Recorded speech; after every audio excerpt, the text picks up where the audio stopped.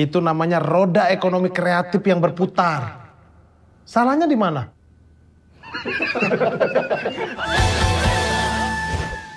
Assalamualaikum, hai apa kabar semuanya? By the way, terima kasih untuk doanya ya. Doa kalian bikin saya balik lagi ke sini. Ya walaupun tenaganya masih belum full 100%, ya masih 75%, but it's okay. Ya, lagi tertatih-tatih, masih oyong kepala. Terus saya maksa untuk pergi ke bioskop untuk nonton GJLS Ibuku Ibu-Ibu. Yo, film komedi terbodoh. Yang bikin kita semua jadi goblok. Iya, gobloknya bareng-bareng, Le. Rahang pegel, logika mati, dan kita semua ketawa dalam kehinaan. Kita tuh hina dina. Selamat datang di dunia GJLS dan selamat jalan Gusti. Terima kasih kawan untuk semua tawanya, karya hebat kamu yang sudah ditinggalkan bersama kami semua saat menonton film goblok ini. Tenang di sana kawan. Al-Fatihah.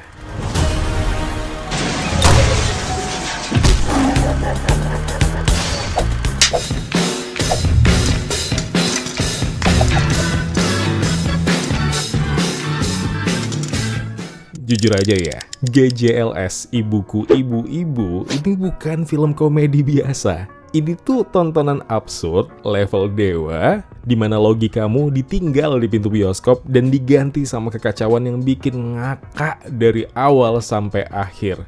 Bukan karena ceritanya pinter, tapi justru karena emang mereka tahu film ini nggak harus pinter buat jadi lucu.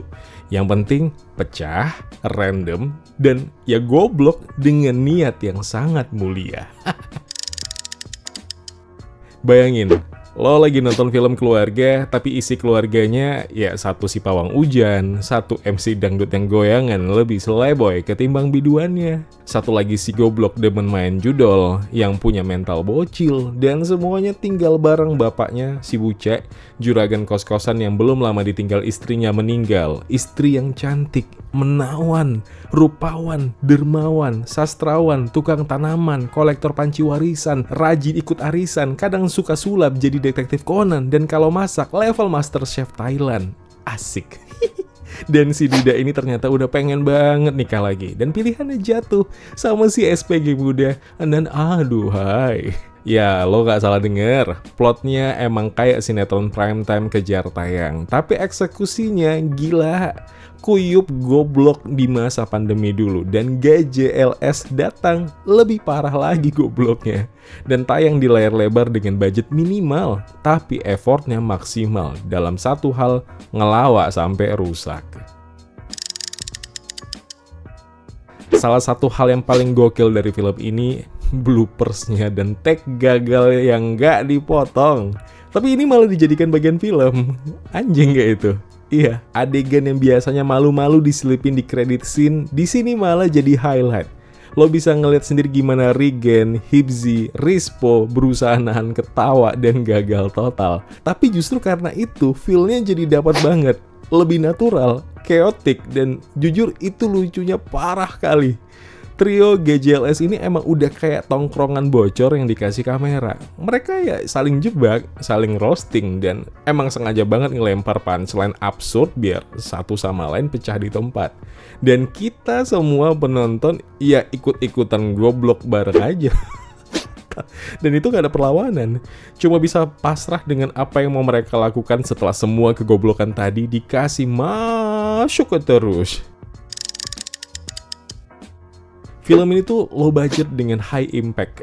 Gak ada CGI muluk-muluk, gak ada production design ala Hollywood, gak ada tuh. Semuanya serba nyata, membumi. Widih, manusia paling manusia lah ini film. Mulai dari setting kos-kosan sampai kostum yang kayak diambil, ya sebut saja lah dari lemari anak-anak kontrakan di dalam. Ya apa adanya. Tapi itu justru karena hal sesederhana itu, film ini berasa deket banget. Kalian nggak akan lihat hal-hal yang terlalu ribet gitu loh, nggak ada.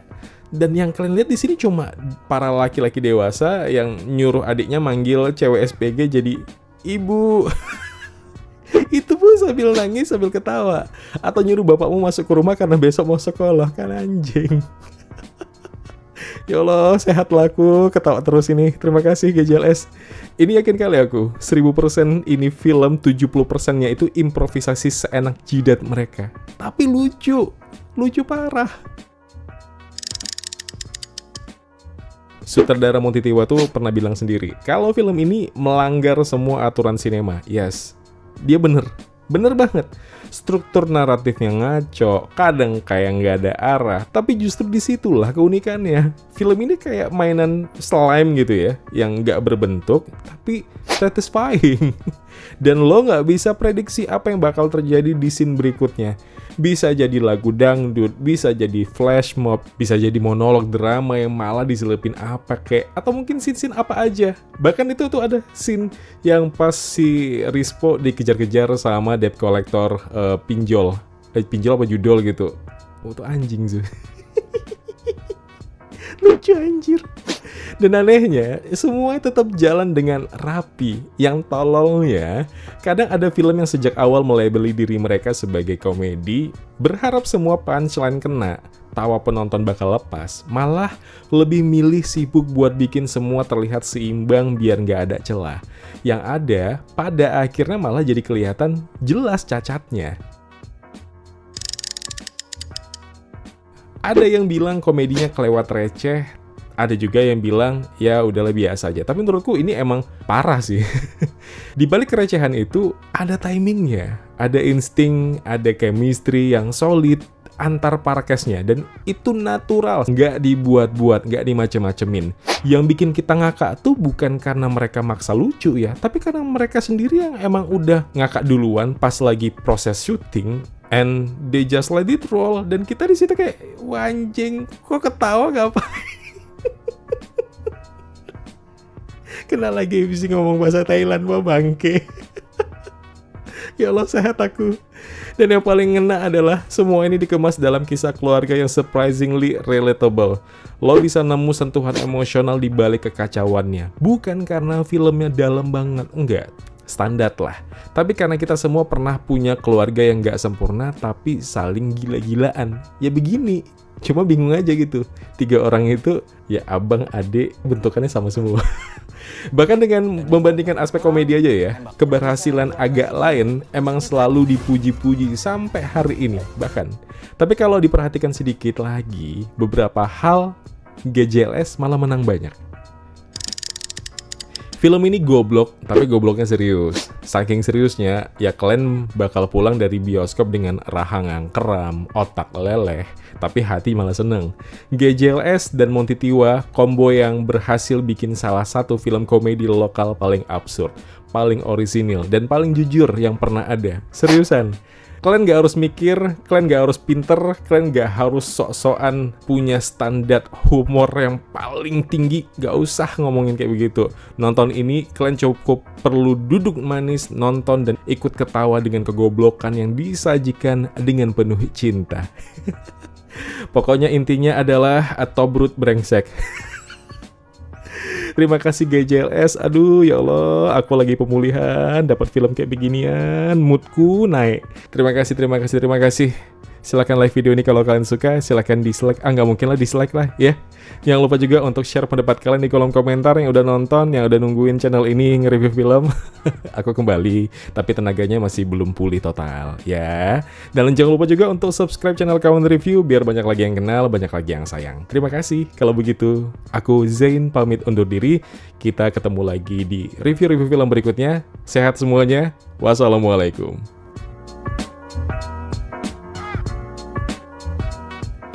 Ya kawan-kawan, terima kasih telah menonton video review ini. Jangan lupa klik tombol like-nya kalau kalian suka, klik tombol dislike kalau tidak suka. Klik juga tombol subscribe dan bel notifikasinya biar nggak ketinggalan review-review film terupdate lainnya. Kalau begitu aku Zain pamit undur diri. Terima kasih, jaga kesehatan, tetap positif, dan jangan lupa bahagia.